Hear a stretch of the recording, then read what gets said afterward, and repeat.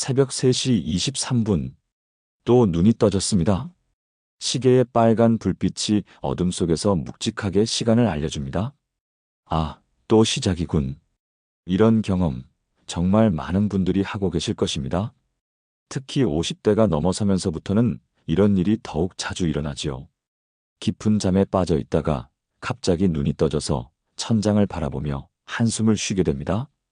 다시 잠들려고 눈을 감아보지만 잠은 오지 않고 오히려 온갖 생각들이 머릿속을 맴돕니다.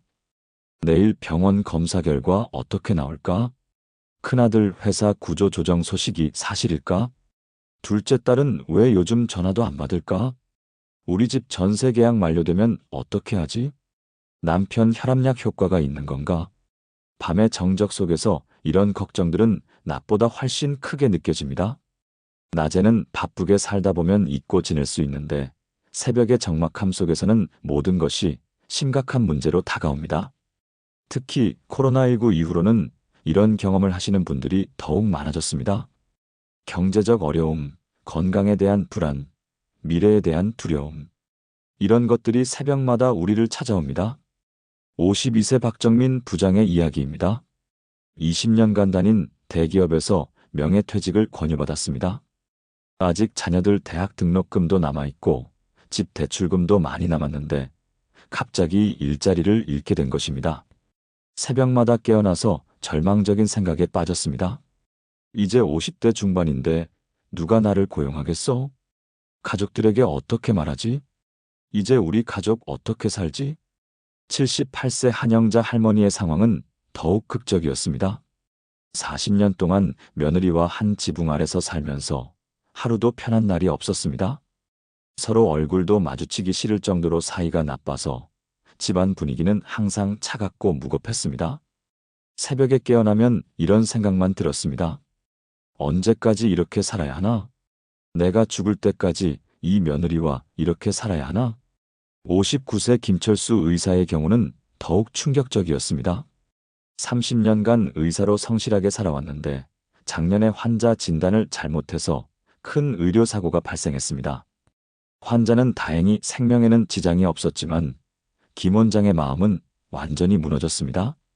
새벽마다 깨어나서 자책감에 시달렸습니다.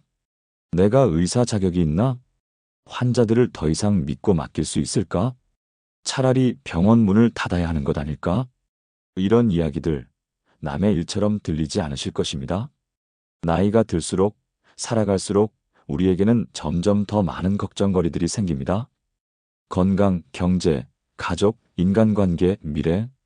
하나씩 해결되는 것 같으면 또 다른 문제가 생깁니다. 그래서 많은 분들이 새벽에 깨어나는 것을 싫어하십니다. 또 잠 못 자겠구나. 이러다가 건강 해치는 것 아닌가? 낮에 졸릴 텐데 어떻게 하지? 왜 자꾸 이런 시간에 깰까?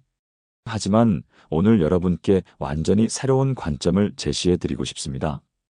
혹시 이런 생각해 보신 적 있으신가요? 새벽에 깨어나는 것이 단순히 나이가 들어서 생기는 불편함이 아니라 하나님께서 우리를 부르시는 특별한 신호일 수도 있다는 것 말입니다. 성경을 자세히 보면 하나님께서 중요한 사람들을 부르실 때 대부분 새벽이나 밤 시간이었습니다. 아브라함을 부르실 때도, 야곱과 씨름하실 때도, 사무엘을 부르실 때도, 모세를 부르실 때도 모두 새벽이나 밤이었습니다. 예수님께서도 새벽 미명에 일어나서 한적한 곳으로 가셔서 기도하셨다고 성경에 기록되어 있습니다. 마가복음 1장 35절. 새벽 아직도 밝기 전에 예수께서 일어나 나가사 한적한 곳으로 가셔서 거기서 기도하시더니 주님께서도 새벽 시간을 가장 중요하게 여기셨던 것입니다. 그렇다면 우리가 새벽에 깨어나는 것도 단순한 우연이나 노화 현상이 아닐 수 있습니다. 하나님께서 우리와 개인적으로 깊이 특별하게 만나고 싶어 하셔서 깨워주시는 것일 수도 있습니다. 온 세상이 잠든 그 시간에 다른 사람들의 방해 없이 세상의 소음이 완전히 멈춘 그 거룩한 시간에 오직 하나님과 우리만의 시간을 주시는 것일 수도 있습니다.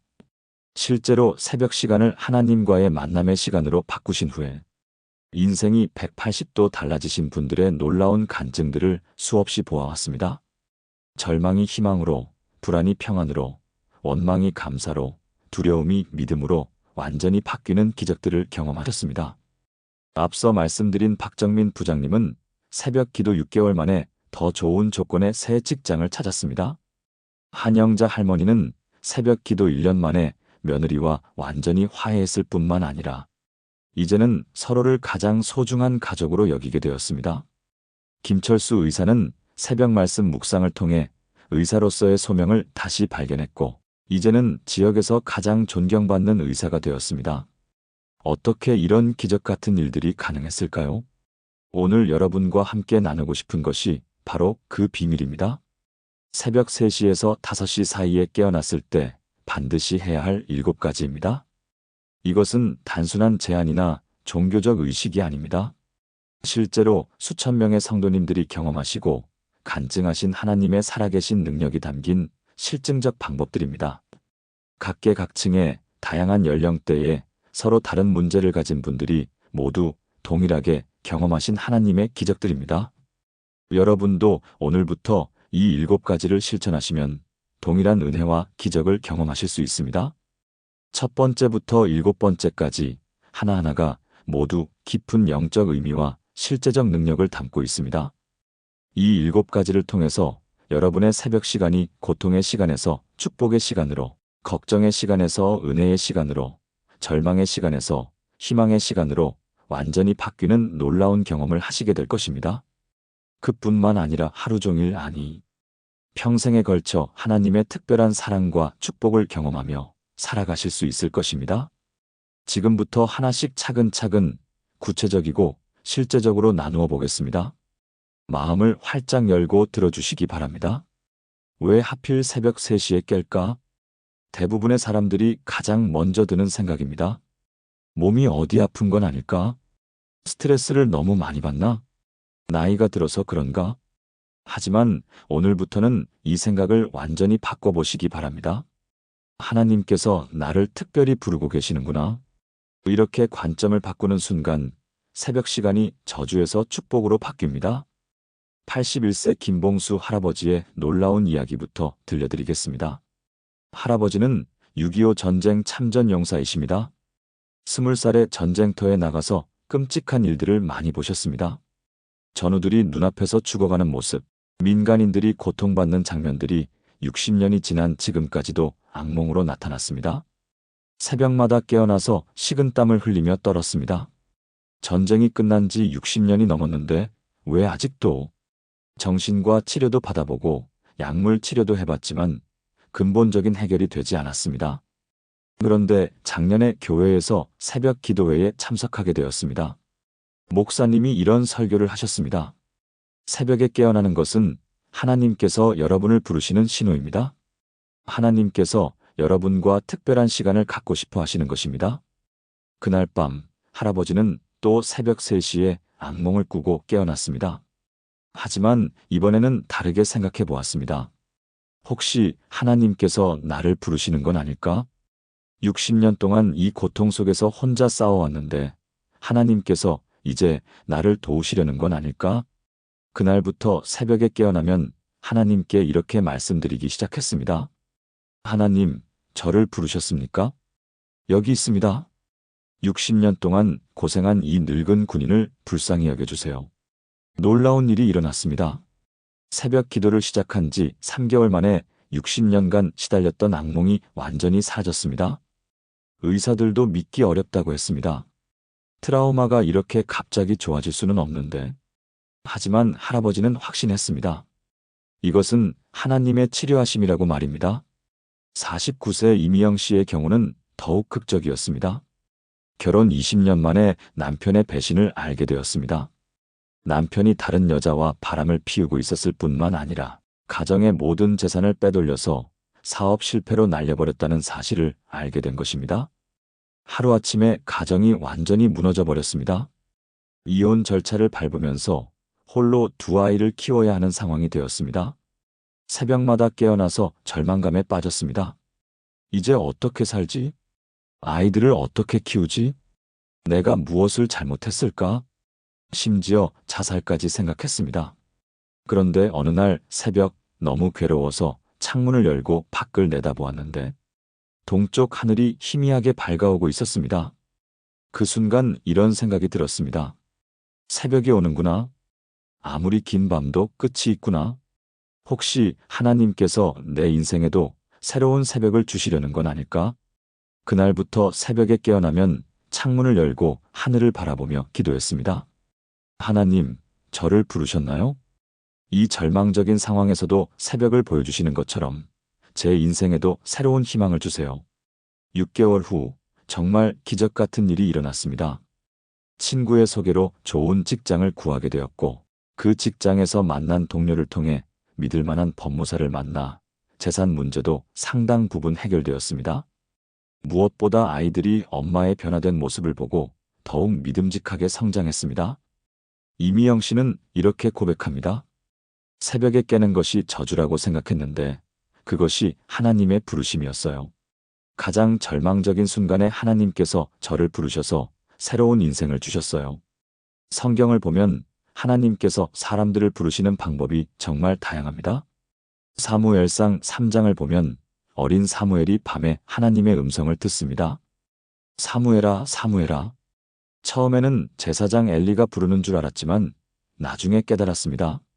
그것이 하나님의 부르심이었다는 것을 말입니다. 사무엘상 3장 10절에서 사무엘은 이렇게 대답합니다. 말씀하옵소서 주의 종이 듣겠나이다. 이때부터 사무엘의 위대한 사역이 시작되었습니다. 창세기 28장을 보면 야곱이 도망가는 길에 들판에서 잠을 자다가 꿈에서 하나님을 만납니다.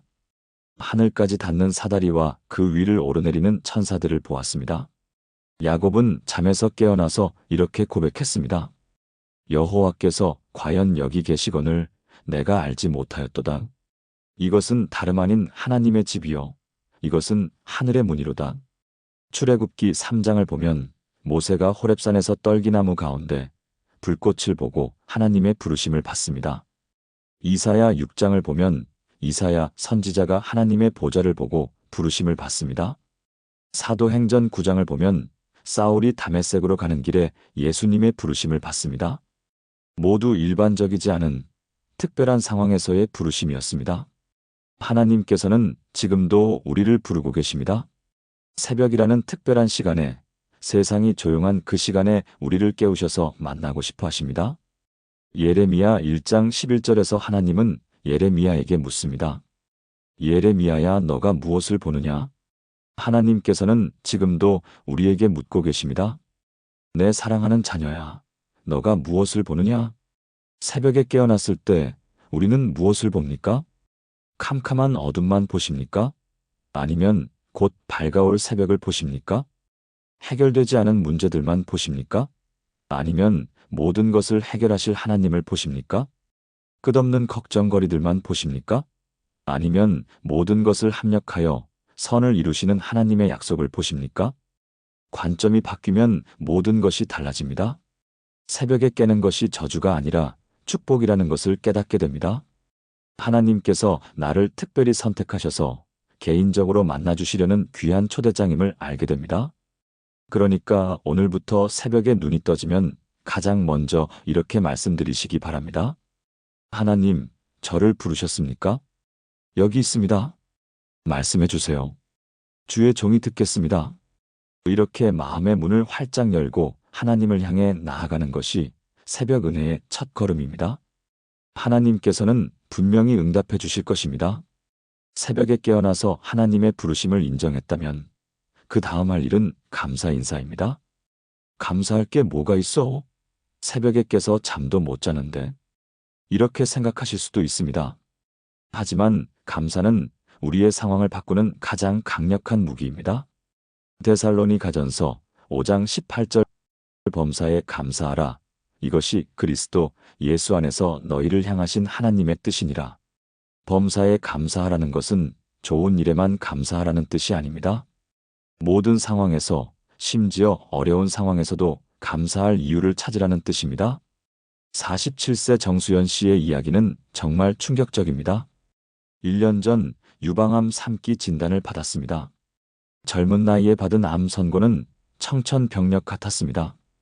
수술, 항암 치료, 방사선 치료를 모두 받아야 했습니다. 새벽마다 깨어나면 죽음에 대한 공포가 밀려왔습니다. 내가 살 수 있을까? 아이들을 다 키우지도 못하고 죽는 건 아닐까? 남편 혼자 아이들 키우라고 두고 가는 건 아닐까? 그런데 어느 날 새벽 너무 절망적인 마음이 들어서 울다가 문득 이런 생각이 들었습니다. 그래도 감사할 일이 하나도 없을까? 정말 하나도 없을까? 차근차근 생각해보니 감사할 일들이 하나씩 보이기 시작했습니다. 하나님, 암이 3기지만 4기가 아닌 것을 감사드립니다. 수술할 수 있는 상태인 것을 감사드립니다. 좋은 의료진을 만날 수 있어서 감사드립니다. 가족들이 모두 저를 지지해 주는 것을 감사드립니다. 아직 숨 쉬고 있는 것을 감사드립니다. 처음에는 억지로 하는 것 같았지만 점점 진짜 감사한 마음이 들기 시작했습니다. 더 놀라운 것은 감사하기 시작한 후로 치료 경과가 월등히 좋아졌다는 것입니다. 의사들이 깜짝 놀랄 정도로 빠르게 회복되었습니다. 환자분이 정신력이 정말 강하시네요. 이렇게 빨리 회복되는 경우는 드문데 1년 후 완전관의 판정을 받았습니다. 정수연 씨는 이렇게 간증합니다. 암에 걸린 것도 감사의 이유가 될 줄 몰랐어요. 암을 통해서 정말 소중한 것이 무엇인지 알게 되었고 하나님의 사랑을 더 깊이 체험했어요. 매일 새벽 감사 기도가 저를 살렸어요. 55세 윤철호 교장 선생님의 이야기도 놀랍습니다. 30년간 교육자로 헌신해 오시다가 작년에 큰 시련을 당했습니다. 학교에서 심각한 학교폭력 사건이 발생했는데 그 처리 과정에서 학부모들과 언론으로부터 심한 비판을 받게 된 것입니다. 교장이 뭘 하고 있었냐? 학교 관리를 제대로 못하면서 교장 자격이 있나? 연일 계속되는 비난과 항의에 지쳐서 교장직 사퇴까지 생각했습니다. 새벽마다 깨어나서 원망스러운 마음이 들었습니다. 30년간 성실히 교육자로 살아왔는데 이런 일로 모든 것을 잃어야 하나? 그런데 어느 날 새벽 이런 생각이 들었습니다. 그래도 이 상황에서 감사할 일을 찾아보자. 하나님께서 이런 시련을 허락하신 이유가 있을 거야. 그날부터 새벽마다 감사 제목을 찾기 시작했습니다. 하나님, 30년간 큰 사고 없이 교육자로 살 수 있게 해주셔서 감사합니다. 많은 제자들을 길러낼 수 있어서 감사합니다. 이번 일을 통해서 교육 현실의 문제점을 더 깊이 알게 된 것을 감사합니다. 학부모들과 소통의 중요성을 깨닫게 해주셔서 감사합니다. 아직 건강해서 계속 교육 현장에 있을 수 있어서 감사합니다. 감사하기 시작한 후로 마음이 점점 평안해졌습니다. 그리고 놀라운 일이 일어났습니다. 비판적이었던 학부모들이 하나둘씩 교장 선생님의 진심을 이해하기 시작했습니다. 언론도 교장 선생님의 교육 철학과 그동안의 헌신을 재조명하는 기사를 실었습니다. 6개월 후 윤 교장 선생님은 교육부로부터 우수 교장상을 수상했습니다. 위기를 기회로 바꾼 교육 리더십이라는 이유였습니다. 윤 교장 선생님은 이렇게 말씀하십니다. 새벽 감사 기도가 저를 바꾸었어요. 원망하고 불평할 뻔했는데 감사하니까 모든 것이 축복으로 바뀌었어요. 이제는 어떤 어려움이 와도 먼저 감사할 거리를 찾아요. 감사에는 정말 놀라운 능력이 있습니다. 시편 100편 4절 감사함으로 그의 문에 들어가며 찬송함으로 그의 궁정에 들어가서 그에게 감사하며 그의 이름을 송축할지어다. 하나님의 문에 들어가는 첫 번째 열쇠가 바로 감사입니다. 감사로 시작하는 새벽 기도는 하나님의 마음을 기쁘시게 합니다. 그리고 우리의 마음도 기쁨과 평안으로 채워줍니다. 새벽에 깨어나서 감사 인사를 드릴 때 이렇게 해보시기 바랍니다. 1단계 생명에 대한 감사. 하나님, 오늘도 숨 쉬게 해주셔서 감사합니다. 심장이 뛰고 있는 것을 감사합니다. 눈으로 보고 귀로 들을 수 있어서 감사합니다. 2단계 안전에 대한 감사. 지난밤도 평안히 지켜주셔서 감사합니다. 따뜻한 집에서 편안히 잘 수 있어서 감사합니다. 사고와 위험에서 보호해 주셔서 감사합니다. 3단계 가족에 대한 감사. 사랑하는 가족들을 주셔서 감사합니다. 가족들도 건강하게 지켜주셔서 감사합니다. 서로 사랑할 수 있게 해주셔서 감사합니다. 4단계 현재 상황에 대한 감사. 어려운 상황에서도 그 속에서 감사할 거리를 찾아보세요. 이 어려움을 통해 더 강해지게 해주셔서 감사합니다. 이 시련을 통해 하나님을 더 의지하게 해주셔서 감사합니다. 5단계 미래에 대한 감사. 오늘 하루도 함께 해주실 것을 감사합니다. 필요한 모든 것을 채워주실 것을 감사합니다. 좋은 계획을 가지고 계신 것을 감사합니다. 이렇게 감사로 시작하는 새벽은 전혀 다릅니다. 마음이 따뜻해지고 평안해지고 하루에 대한 기대감이 생깁니다. 감사는 우리의 시각을 바꿔줍니다. 부족함을 보던 눈이 풍성함을 보게 됩니다. 문제를 보던 마음이 가능성을 보게 됩니다. 어둠을 보던 시선이 빛을 보게 됩니다. 새벽 감사로 하루를 축복으로 시작해 보시기 바랍니다. 감사 인사를 마친 다음에는 하나님의 말씀을 읽는 시간을 가져보시기 바랍니다. 많이 읽을 필요는 없습니다. 단 한 구절이라도 마음 깊이 새기는 것이 중요합니다. 잠언 4장 20-22절 내 아들아 내 말에 주의하며 내가 말하는 것에 귀를 기울이라. 그것을 내 눈에서 떠나게 하지 말며 내 마음속에 지키라. 그것은 얻는 자에게 생명이 되며 그의 온 육체의 건강이 됨이니라. 말씀에 주의하고 귀를 기울이고 마음에 지키면 생명이 되고 건강이 된다고 했습니다. 75세 박종철 교수님의 이야기는 의학계에도 큰 화제가 되었습니다. 은퇴한 대학 교수이신데 작년에 치매 초기 진단을 받으셨습니다.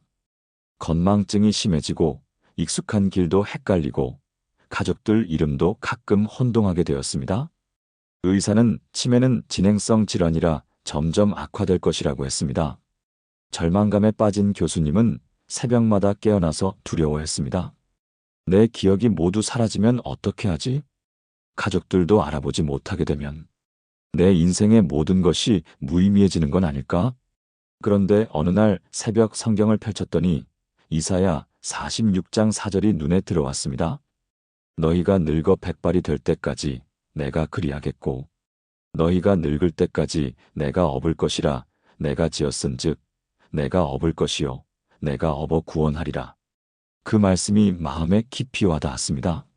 하나님께서 내가 늙어 백발이 될 때까지 늙을 때까지 업어주시겠다고 약속하셨구나. 그날부터 교수님은 그 말씀을 매일 새벽마다 읽고 또 읽으셨습니다. 한 번만 읽지 않고 10번, 20번씩 반복해서 읽으셨습니다. 그리고 암송하기 시작했습니다. 너희가 늙어 백발이 될 때까지 내가 그리하겠고 하루에 수백 번씩 그 말씀을 암송했습니다. 6개월 후 정기 검진을 받았는데 의사가 깜짝 놀랐습니다. 치매가 진행되지 않았을 뿐만 아니라 인지 기능이 오히려 향상되었네요. 이런 경우는 의학적으로 설명하기 어려운데 교수님은 확신했습니다. 이것은 하나님 말씀의 능력이라고 말입니다. 지금도 교수님은 매일 새벽 말씀 암송을 계속하고 계시고 인지 기능은 75세라는 나이가 믿어지지 않을 정도로 또렷하십니다. 64세 김인숙 전 간호사의 경우도 놀랍습니다. 코로나19에 감염되어 중환자실에서 생사를 넘나드는 투병을 했습니다. 다행히 목숨은 건졌지만 심각한 후유증에 시달렸습니다. 극심한 피로, 호흡곤란, 기억력 저하, 우울증. 의사들은 코로나 후유증은 완치가 어렵다고 했습니다.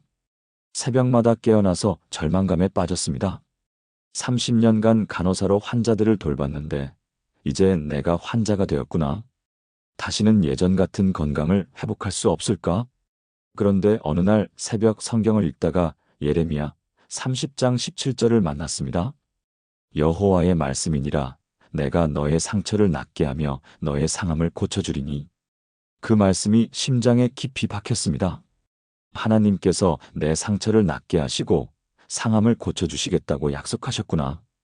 그날부터 그 말씀을 매일 선포했습니다. 아침에 일어나서도 힘들 때마다도 잠들기 전에도 그 말씀을 고백했습니다. 하나님이 내 상처를 낫게 하신다. 하나님이 내 상함을 고쳐주신다. 3개월 후부터 서서히 변화가 나타났습니다. 피로가 줄어들고 호흡이 편해지고 기억력이 돌아오고 우울함이 사라졌습니다. 6개월 후에는 거의 완전히 회복되었습니다. 의사들이 기적적인 회복이라고 했습니다. 김인숙 간호사는 이렇게 간증합니다. 코로나보다 하나님 말씀이 더 강했어요. 말씀이 제 몸을 완전히 치료해 주셨어요. 히브리서 4장 12절 하나님의 말씀은 살아있고 활력이 있어 좌우의 날선 어떤 검보다도 예리하여 혼과 영과 및 관절과 골수를 찔러 쪼개기까지 하며 또 마음의 생각과 뜻을 판단하나니 하나님의 말씀은 살아있습니다. 우리의 상황에 맞는 치료와 회복과 변화를 가져다 줍니다. 새벽에 말씀을 읽을 때는 이렇게 해보시기 바랍니다. 1단계 마음 준비하기. 하나님, 오늘 아침 저에게 필요한 말씀을 주세요. 제 마음을 열어서 말씀을 받을 수 있게 해주세요. 2단계 말씀 선택하기. 특별한 계획이 없으면 성경을 펼쳐서 눈에 들어오는 구절을 읽으세요. 또는 시편, 잠언처럼 매일 읽기 좋은 책을 정해서 읽으셔도 됩니다. 3단계 반복해서 읽기. 한 번만 읽지 말고 3번, 5번 반복해서 읽으세요. 읽을 때마다 새로운 깨달음이 생깁니다. 4단계 핵심 단어 찾기. 말씀에서 특별히 마음에 와닿는 단어를 찾아보세요. 그 단어를 마음에 새기세요. 5단계 개인적으로 적용하기. 그 말씀이 지금 내 상황에 어떤 의미인지 생각해 보세요.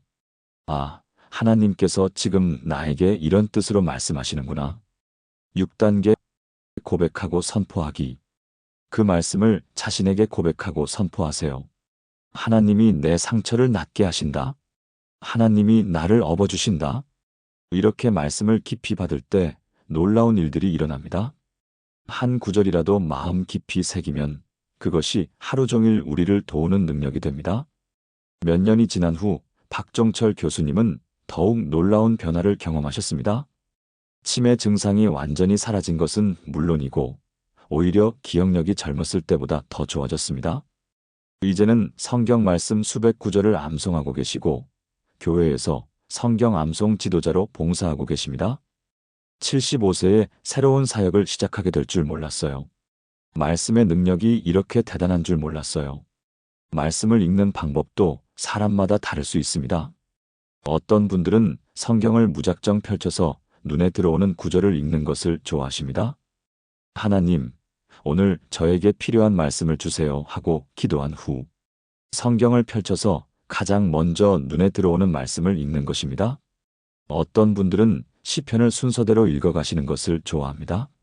시편은 우리의 감정과 상황이 그대로 담겨 있어서 어떤 상황에서든 위로와 힘을 얻을 수 있기 때문입니다. 어떤 분들은 잠언을 하루에 한 장씩 읽어가십니다. 잠언은 31장으로 되어 있어서 한 달에 한 번씩 반복해서 읽을 수 있고 실생활에 바로 적용할 수 있는 지혜들이 가득하기 때문입니다.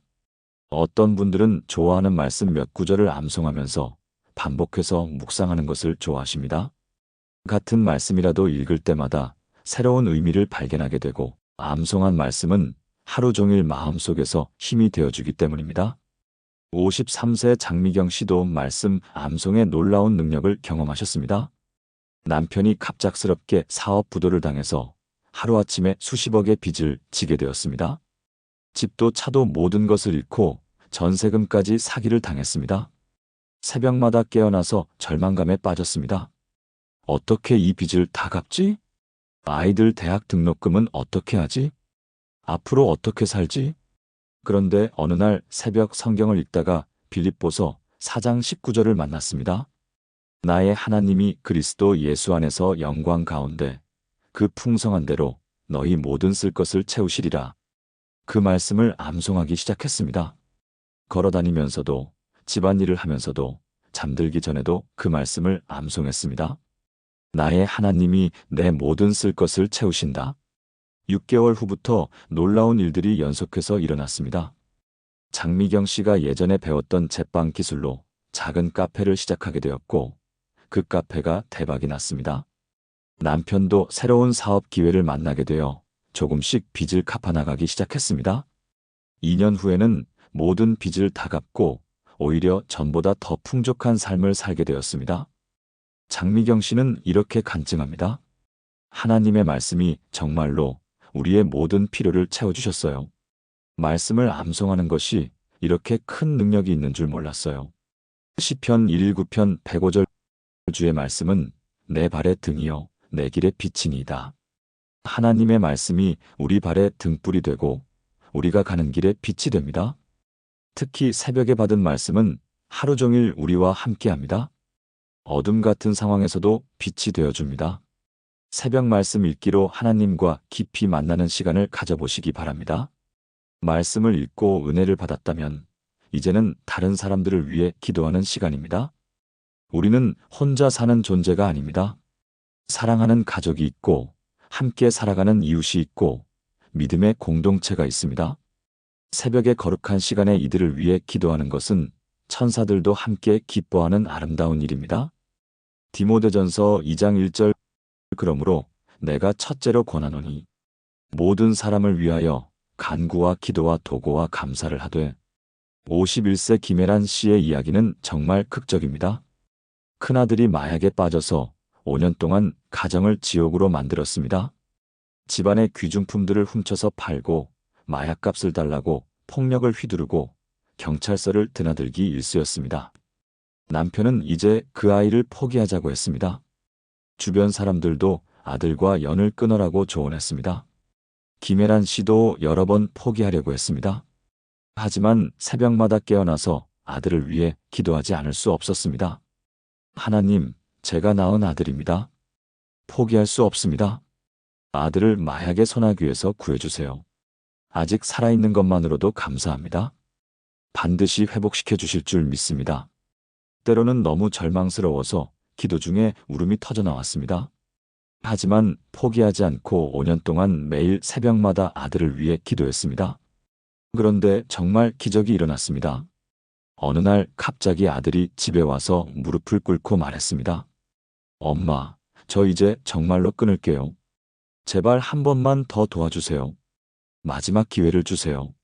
아들이 스스로 중독치료센터에 들어갔습니다. 6개월간의 치료 후 완전히 새 사람이 되어 나왔습니다. 지금은 중독치료센터에서 상담사로 일하며 다른 중독자들을 돕고 있습니다. 김혜란 씨는 이렇게 간증합니다. 5년간의 새벽 기도가 아들을 살렸어요. 모든 사람이 포기하라고 했지만 하나님은 포기하지 않으셨어요. 어머니의 기도가 이렇게 강력한 줄 몰랐어요. 83세 최순덕 할머니의 이야기도 감동적입니다. 혼자 사시는 할머니인데 새벽마다 동네 이웃들을 위해 기도하셨습니다. 옆집 할머니의 건강을 위해, 앞집 아주머니의 남편 사업을 위해, 뒷집 아이들의 학업을 위해, 이름도 잘 모르는 이웃들까지 모두 기도 제목에 포함시켰습니다. 하나님, 우리 동네를 축복해 주세요. 모든 가정이 평안하게 해주세요. 아이들이 건강하게 자라게 해주세요. 어른들의 일터를 축복해 주세요. 몇 년이 지나자 동네에 놀라운 변화가 일어났습니다. 이웃 간의 다툼이 사라지고 서로 도우며 살아가게 되었습니다. 동네에 큰 사건 사고가 없어졌습니다. 아이들이 모두 착하게 자라서 좋은 학교에 진학했습니다. 이웃들이 할머니에게 물었습니다. 할머니, 우리 동네는 다른 동네와 뭔가 달라요. 평안하고 화목해요. 할머니가 무슨 비결이 있으신가요? 할머니는 새벽 기도의 비밀을 나누어 주었습니다. 그 후 동네 할머니들이 함께 새벽 기도를 시작했고 동네는 더욱 축복받는 곳이 되었습니다. 최순덕 할머니는 이렇게 말씀하십니다. 혼자 사는 할머니지만 할 일이 많아요. 동네 모든 사람들이 제 기도 제목이거든요. 새벽 기도가 이 동네를 천국으로 만들었어요. 야고보서 5장 16절 그러므로 너희 죄를 서로 고백하며 병이 낫기를 위하여 서로 기도하라. 의인의 간구는 역사하는 힘이 크니라. 의인의 간구는 역사하는 힘이 크다고 했습니다. 우리의 기도에는 정말로 놀라운 힘이 있습니다. 56세 박영수 목사님의 경우는 더욱 놀랍습니다. 목사님의 교회에 정신적 장애가 있는 청년이 출석했습니다. 다른 교인들은 그 청년 때문에 예배에 집중하기 어렵다고 불평했습니다. 목사님, 그 청년을 다른 교회로 보내시면 안 될까요? 우리도 은혜 받고 살 권리가 있지 않습니까? 목사님도 고민이 되었습니다. 하지만 새벽마다 그 청년을 위해 기도하기로 결심했습니다. 하나님, 이 청년도 하나님의 자녀입니다. 이 청년을 통해서 우리 교회가 더욱 사랑의 공동체가 되게 해주세요. 이 청년의 마음을 치유해 주시고 교인들의 마음도 넓혀주세요. 6개월 후 놀라운 일이 일어났습니다. 그 청년의 상태가 눈에 띄게 좋아졌습니다. 예배 시간에 조용히 앉아 있을 수 있게 되었고 간단한 대화도 가능해졌습니다. 더 놀라운 것은 교인들의 변화였습니다. 그 청년을 진심으로 받아들이고 사랑하게 된 것입니다. 어떤 집사님은 그 청년을 아들처럼 돌보기 시작했습니다. 교회 전체가 사랑의 공동체로 바뀌었습니다. 박영수 목사님은 이렇게 간증합니다. 한 사람을 위한 기도가 교회 전체를 바꾸었어요. 기도는 그 사람만 변화시키는 것이 아니라 공동체 전체를 변화시켜요. 새벽에 가족과 이웃을 위해 기도할 때는 이렇게 해보시기 바랍니다.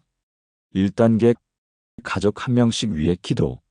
하나님, 우리 남편을 축복해 주세요. 구체적인 필요를 위해 기도하세요. 건강, 직장, 인간관계, 영적 성장 등. 2단계 자녀들을 위해 기도. 하나님, 우리 자녀들을 지켜주세요. 나이와 상황에 맞는 기도를 하세요. 학업, 진로, 결혼, 신앙 등. 3단계 확대 가족을 위해 기도. 부모님, 형제자매, 사위, 며느리, 손자, 손녀들까지. 4단계 이웃들을 위해 기도. 우리 동네 이웃들을 축복해 주세요. 알고 있는 이웃들의 구체적인 필요를 위해.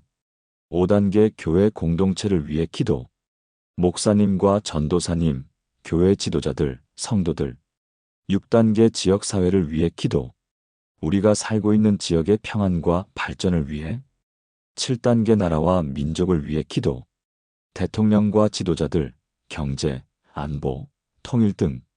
이렇게 단계별로 범위를 넓혀가며 기도하면 우리의 마음도 점점 넓어집니다.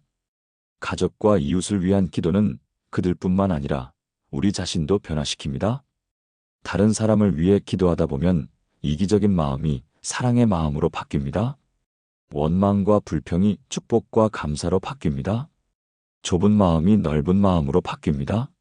새벽 기도로 가족과 이웃을 사랑의 품으로 안아보시기 바랍니다. 그들의 인생에 하나님의 축복이 임할 것이고 여러분의 마음에도 기쁨과 평안이 넘칠 것입니다. 가족과 이웃을 위한 기도를 마쳤다면 이제는 오늘 하루를 위한 기도 시간입니다. 하루를 시작하기 전에 그 하루 전체를 하나님께 맡겨드리는 것입니다. 이것은 단순히 일정을 정리하는 것이 아닙니다.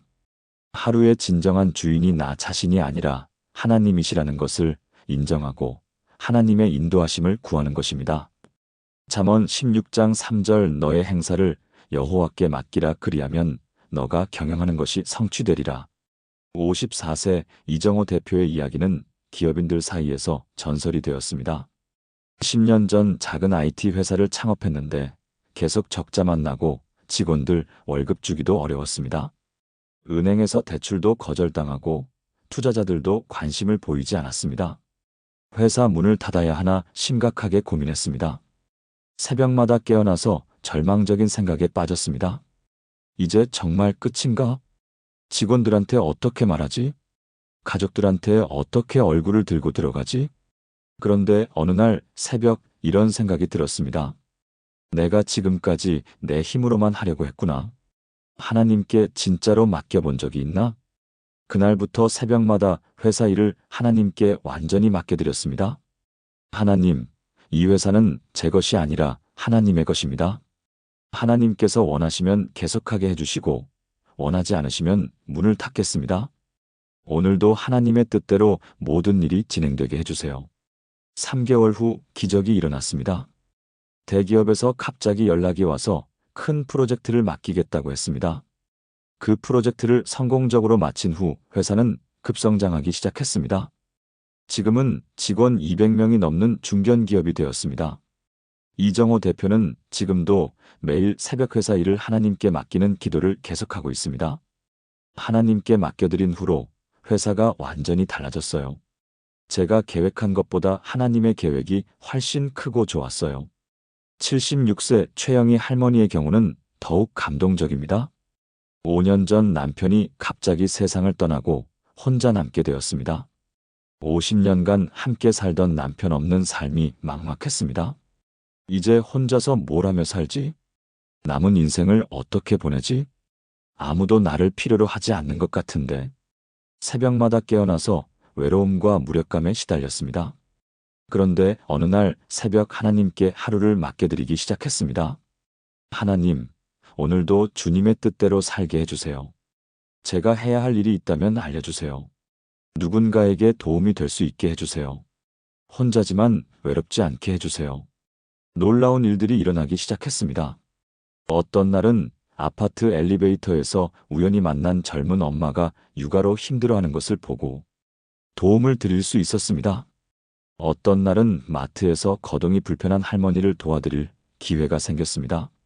어떤 날은 교회에서 새신자를 위한 상담을 맡게 되었습니다. 하루하루가 의미 있는 일들로 채워지기 시작했습니다.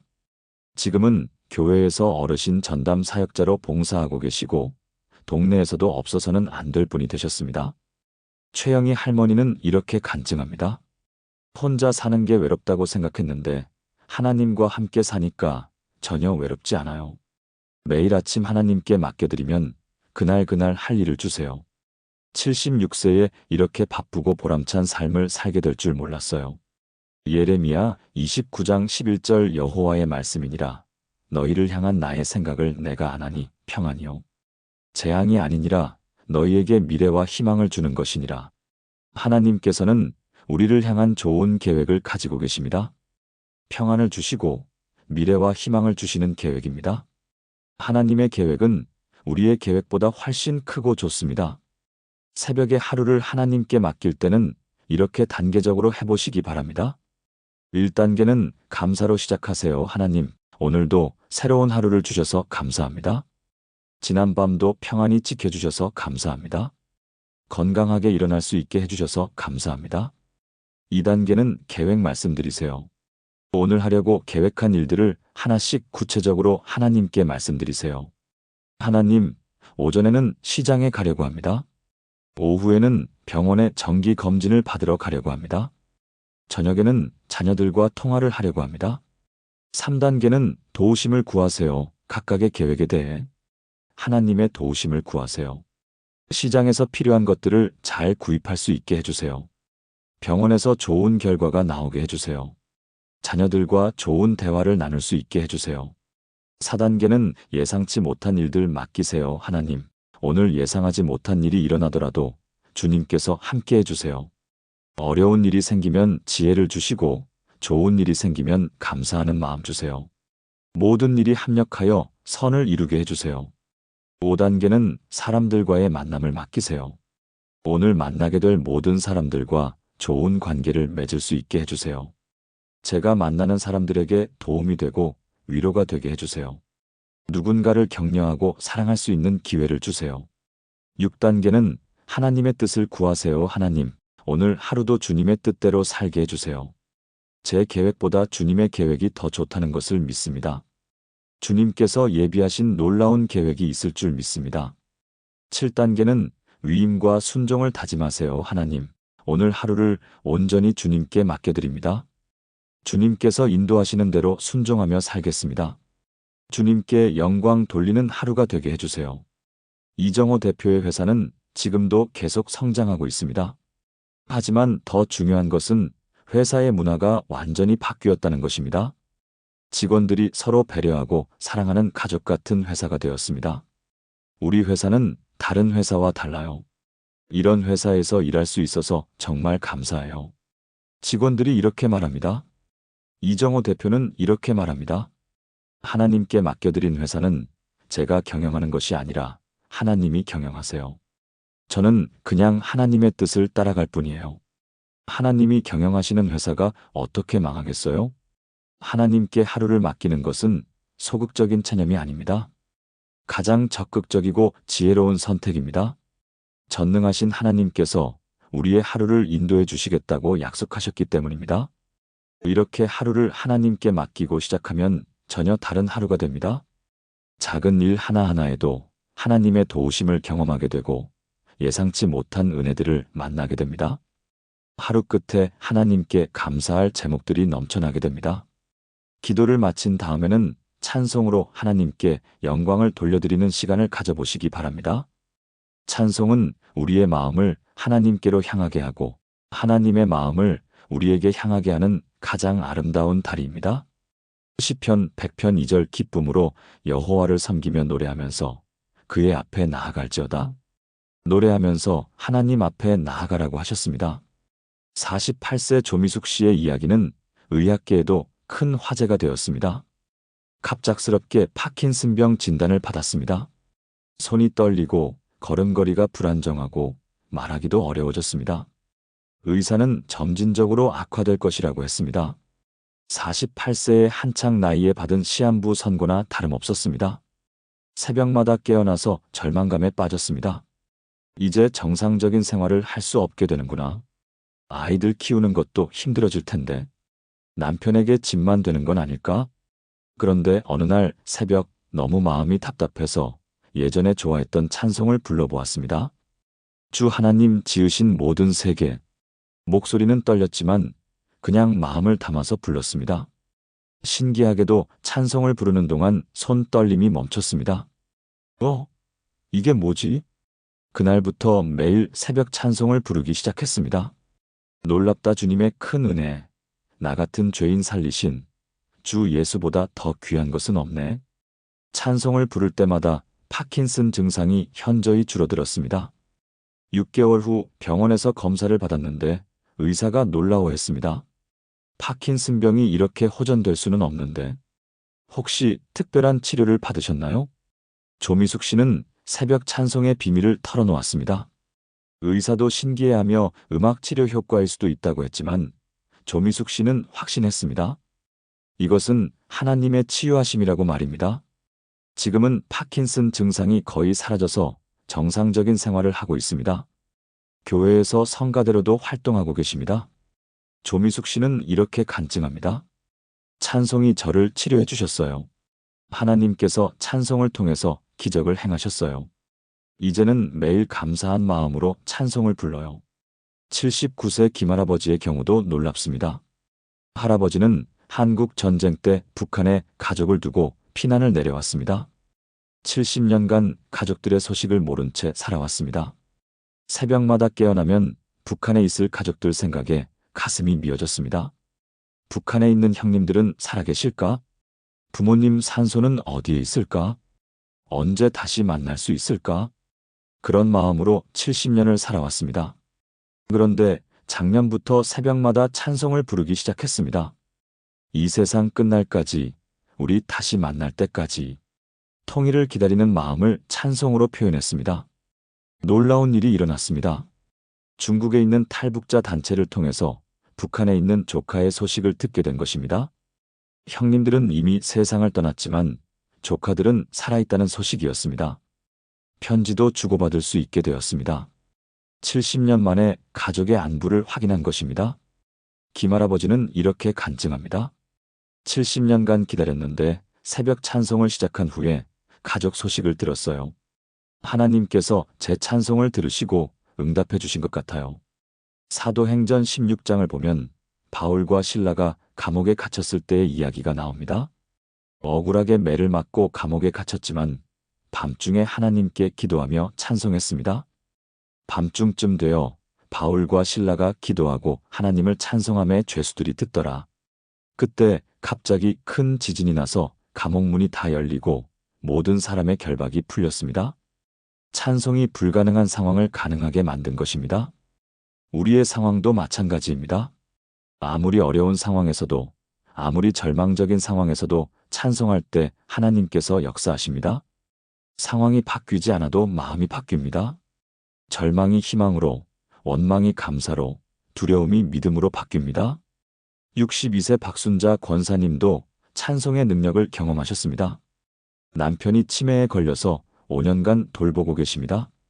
처음에는 화가 나고 원망스러웠습니다. 왜 우리에게 이런 일이? 언제까지 이렇게 살아야 하나? 그런데 새벽마다 찬송을 부르기 시작한 후로 마음이 달라졌습니다. 주의 사랑 비칠 때에 주님의 마음을 본받는 자. 찬송을 부르면서 남편을 돌보는 것도 하나님의 사명이라는 생각이 들었습니다. 하나님께서 이 남편을 나에게 맡겨주신 거구나. 사랑으로 돌봐드리는 것이 하나님의 뜻이구나. 이렇게 마음이 바뀌었습니다. 박순자 권사님은 이렇게 간증합니다. 찬송이 제 마음을 완전히 바꿔놓았어요. 짐이었던 남편 돌봄이 이제는 기쁨이 되었어요. 찬송하면서 돌보니까 남편도 더 평안해요. 새벽에 찬송할 때는 이렇게 해보시기 바랍니다. 1단계 마음 준비하기. 하나님, 찬송으로 영광 돌려드리겠습니다. 제 마음을 열어서 진심으로 찬양할 수 있게 해주세요. 2단계 찬송 선택하기. 가장 좋아하는 찬송이나 그날 마음에 와닿는 찬송을 선택하세요. 기쁠 때는 기쁨의 찬송을, 힘들 때는 위로의 찬송을 부르세요. 3단계 천천히 불러보기. 큰 소리로 부를 필요는 없습니다. 가족들이 잠들어 있으니까 작은 소리로 또는 마음으로만 불러도 됩니다. 4단계 가사 새겨보기. 찬송을 부르면서 그 가사의 의미를 마음으로 새겨보세요. 주 예수보다 더 귀한 것은 없네를 부를 때는 정말로 예수님이 가장 귀한 분이심을 고백해보세요. 5단계 반복해서 부르기. 한 번만 부르지 말고 여러 번 반복해서 부르세요. 부를 때마다 더 깊은 은혜를 받게 됩니다. 6단계 감사로 마무리하기. 하나님, 찬송할 수 있게 해주셔서 감사합니다. 이 찬송을 기뻐 받아주세요. 에베소서 5장 19절 시와 찬송과 신령한 노래들로 서로 화답하며 너희의 마음으로 주께 노래하며 찬송하라. 마음으로 주께 노래하고 찬송하라고 하셨습니다. 기교나 실력이 중요한 것이 아니라 마음이 중요합니다. 하나님을 사랑하는 마음, 감사하는 마음, 의지하는 마음으로 부르는 찬송을 하나님께서는 가장 아름다운 음성으로 들으십니다. 조미숙 씨는 지금도 매일 새벽 찬송을 계속하고 있습니다. 그리고 파킨슨병 환자들을 위한 찬송 치료 모임을 만들어서 인도하고 계십니다. 찬송이 저를 치료해 주었으니 다른 환자들도 도와드리고 싶어요. 많은 환자들이 찬송을 통해서 위로와 치유를 경험하고 있습니다. 김할아버지는 통일을 위한 기도 모임에서 찬송 인도자로 봉사하고 계십니다. 79세의 나이에도 불구하고 힘찬 목소리로 우리의 소원은 통일을 부르시는 모습이 많은 사람들에게 감동을 줍니다. 70년을 기다렸으니 몇 년 더 기다릴 수 있어요. 하나님께서 반드시 통일을 이루어 주실 거예요. 새벽 찬송으로 하루를 아름답게 시작해 보시기 바랍니다. 하나님께서 여러분의 찬송을 기뻐 받으시고 그 찬송을 통해 놀라운 은혜와 축복을 부어주실 것입니다. 새벽 시간의 마지막이자 가장 중요한 단계입니다.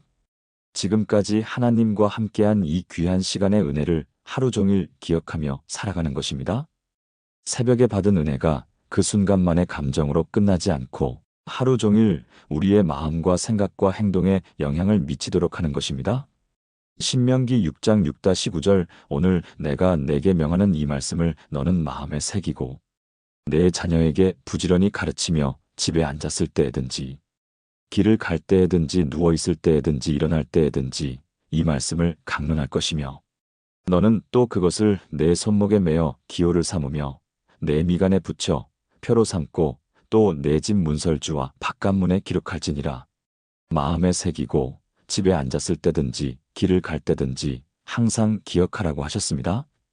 43세 서민정 변호사의 놀라운 변화 이야기입니다. 20년간 변호사로 일하면서 성공을 위해 모든 것을 바쳤습니다.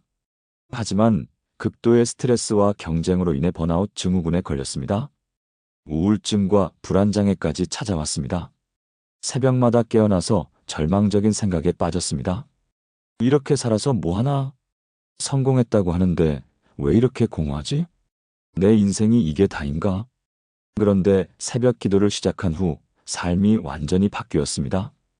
특히 새벽에 받은 말씀을 하루 종일 기억하며 사는 것을 실천한 후로는 더욱 극적인 변화가 일어났습니다. 어느 날 새벽 마태복음 11장 28절을 받았습니다. 수고하고 무거운 짐진 자들아 다 내게로 오라 내가 너희를 쉬게 하리라. 그 말씀을 작은 카드에 적어서 가방에 넣고 다녔습니다. 법정에서 스트레스를 받을 때마다 그 카드를 보며 그 말씀을 마음으로 고백했습니다. 예수님이 나를 쉬게 하신다. 내가 혼자 짊어질 필요가 없다. 의뢰인과 갈등이 생겼을 때도, 판사와 마찰이 있을 때도, 동료들과 경쟁이 치열할 때도 그 말씀을 기억했습니다. 6개월 후 놀라운 변화가 일어났습니다. 같은 일을 하는데도 스트레스를 받지 않게 되었습니다. 번아웃 증후군과 우울증이 완전히 치유되었습니다. 더 놀라운 것은 일의 성과도 오히려 더 좋아졌다는 것입니다. 마음이 평안하니까 더 집중할 수 있게 되었고, 의뢰인들도 서 변호사와 상담하는 것을 좋아하게 되었습니다. 서 변호사님과 상담하면 마음이 편안해져요. 다른 변호사들과는 뭔가 달라요. 의뢰인들이 이렇게 말했습니다. 서민정 변호사는 이렇게 간증합니다.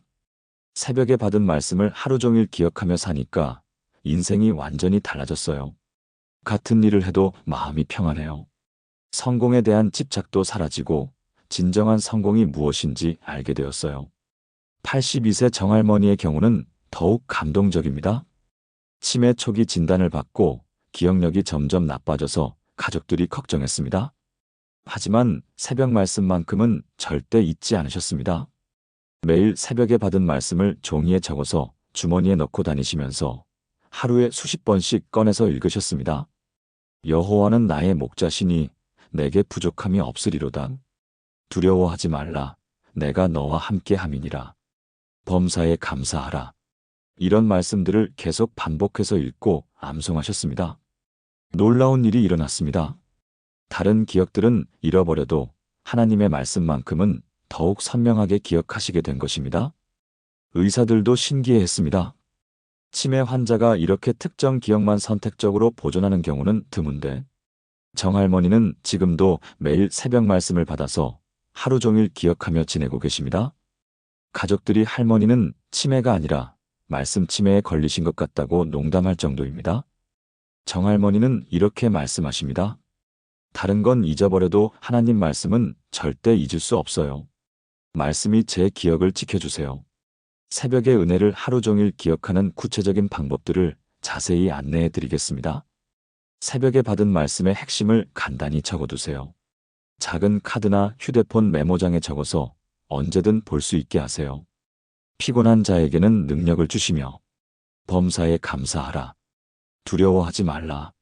이런 식으로 핵심 구절만이라도 적어두는 것입니다. 새벽에 기도한 내용들을 간단히 정리해 두세요. 큰딸의 취업을 위해, 남편의 건강을 위해, 이웃 할머니를 위해 이렇게 적어두고 하루 중에도 계속 기도하세요. 새벽에 불렀던 찬송을 하루 중에도 계속 흥얼거리세요. 집안일을 하면서, 길을 걸으면서, 버스를 기다리면서 그 찬송을 마음으로 부르세요. 새벽에 감사했던 내용들을 하루 중에도 계속 기억하며 감사하세요. 아침에 건강에 대해 감사했었지. 지금도 건강하게 활동할 수 있어서 감사해. 점심시간쯤에 새벽 기도를 돌아보는 시간을 가지세요. 오늘 새벽에 받은 말씀대로 살고 있나? 새벽에 기도한 것들을 기억하고 있나? 하루를 마무리하면서 새벽 은혜와 연결해서 감사하세요. 새벽에 기도한 대로 하나님께서 도와주셨어요. 새벽에 받은 말씀이 하루 종일 힘이 되었어요. 가족들과도 새벽 은혜를 나누어 보세요. 오늘 새벽에 이런 말씀을 받았는데, 새벽에 우리 가족을 위해 이런 기도를 했어요. 58세 김철민 사장의 회사는 새벽 은혜 나누기로 유명합니다. 김 사장이 매일 아침 직원들과 조회를 할 때 새벽에 받은 말씀 한 구절을 나누어 줍니다. 오늘 새벽에 범사에 감사하라는 말씀을 받았습니다. 오늘 하루 감사하는 마음으로 일해봅시다. 이런 식으로 말씀을 나누어 주니까 직원들도 하루를 감사한 마음으로 시작하게 됩니다. 회사 분위기가 완전히 달라졌습니다. 직원들 간의 갈등이 줄어들고 서로 배려하고 도우며 일하게 되었습니다. 매출도 꾸준히 늘어나고 있습니다. 김철민 사장은 이렇게 말합니다. 새벽 말씀을 직원들과 나누기 시작한 후로 회사가 축복받기 시작했어요. 하나님의 말씀이 회사 전체를 변화시켰어요. 시편 1편 2, 3절 오직 여호와의 율법을 즐거워하여 그의 율법을 주야로 묵상하는도다. 그는 시냇가에 심은 나무가 철을 따라 열매를 맺으며 그 잎사귀가 마르지 아니함 같으니 그가 하는 모든 일이 다 형통하리로다. 주야로 묵상한다고 했습니다. 새벽에만 묵상하고 끝나는 것이 아니라 하루 종일 묵상하라는 뜻입니다. 그러면 시냇가에 심은 나무처럼 항상 푸르고 열매를 맺으며 모든 일이 형통하다고 약속하셨습니다. 여호수아 1장 8절 이 율법책을 내 입에서 떠나지 말게 하며 주야로 그것을 묵상하여 그 안에 기록된 대로 다 지켜 행하라 그리하면 내 길이 평탄하게 될 것이며 너가 형통하리라. 입에서 떠나지 말게 하고 주야로 묵상하라고 하셨습니다. 그러면 길이 평탄해지고 형통한다고 약속하셨습니다. 새벽의 은혜를 하루 종일 기억하며 사는 것은 단순한 종교적 행위가 아닙니다. 우리의 인생을 평탄하고 형통하게 만드는 하나님의 방법입니다. 하루하루를 하나님의 은혜로 가득 채우는 비결입니다. 새벽에 하나님과 만나고 그 만남의 은혜를 하루 종일 지속시켜 나가시기 바랍니다. 그렇게 할 때 여러분의 하루하루가 하나님의 임재와 사랑으로 충만한 날들이 될 것입니다. 새벽의 은혜가 저녁까지 그리고 다음 날 새벽까지 이어지는 연속된 축복의 삶을 살아가시기 바랍니다. 서민정 변호사는 지금 법률사무소를 운영하면서도 매주 교회에서 직장인들을 위한 새벽 기도 모임을 인도하고 있습니다. 새벽 기도가 제 인생을 바꿔놓았으니 다른 직장인들도 도와드리고 싶어요. 많은 직장인들이 그 모임을 통해서 일터에서의 스트레스를 이기고 승리하는 삶을 살게 되었습니다. 새벽의 은혜로 하루를 충만하게 살아가시기 바랍니다. 사랑하는 성도님들, 지금까지 새벽 3시에서 5시 사이에 깨어났을 때 해야 할 7가지에 대해 함께 나누었습니다. 이 7가지를 하나하나 다시 정리해 보겠습니다. 첫 번째는 새벽에 깨는 것을 하나님의 부르심으로 받아들이는 것이었습니다. 또 잠 못 자겠구나 하는 부정적인 생각 대신 하나님께서 저를 부르고 계시는구나 하는 믿음의 고백으로 바꾸는 것입니다. 81세 김봉수 할아버지처럼 60년간의 전쟁 트라우마가 치유되고 49세 이미영 씨처럼 절망적인 상황에서 새로운 희망을 발견하는 기적이 일어날 것입니다. 관점 하나만 바뀌어도 새벽 시간이 저주에서 축복으로 완전히 바뀝니다. 두 번째는 먼저 하나님께 감사 인사를 드리는 것이었습니다. 47세 정수연 씨처럼 유방암 3기라는 절망적인 상황에서도 감사할 제목을 찾아가면서 완전한 치유를 경험하고 55세 윤초록 교장 선생님처럼 위기가 오히려 더 큰 축복의 기회가 되는 놀라운 역전을 경험할 것입니다. 감사는 우리의 시각을 바꿔주고 상황을 바꿔주는 가장 강력한 무기입니다. 세 번째는 말씀 한 구절을 천천히 읽는 것이었습니다. 75세 박종철 교수님처럼 치매 진단을 받았어도 말씀 암송을 통해 완전한 회복을 경험하고 64세 김인숙 간호사처럼 코로나 후유증을 말씀의 능력으로 극복하는 기적을 체험할 것입니다. 하나님의 말씀은 살아있어서 우리의 몸과 마음과 영혼을 치유하고 회복시키는 능력이 있습니다. 네 번째는 가족과 이웃을 위해 기도하는 것이었습니다.